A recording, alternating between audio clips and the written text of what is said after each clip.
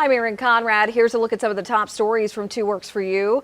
Developing now, the first known case of a COVID-19 variant identified here in the U.S. Colorado's governor saying the variant known as B.1.1.7 was found in a Colorado man in his 20s. That man is now in isolation.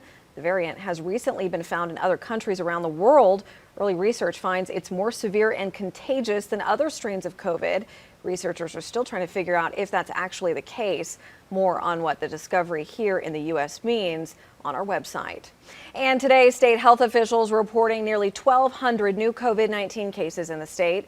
That's a 0.4% increase from Monday. Sadly, there are also 22 additional deaths. That brings the state's death toll from COVID-19 to more than 2,400 since March.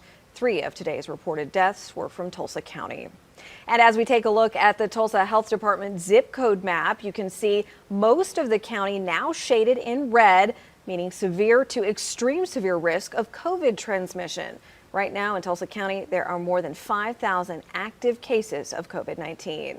And a hearing that was set to take place tomorrow in a lawsuit against Governor Kevin Stitt's COVID-19 restrictions on bars and restaurants is now delayed. The hearing will happen on January 8th.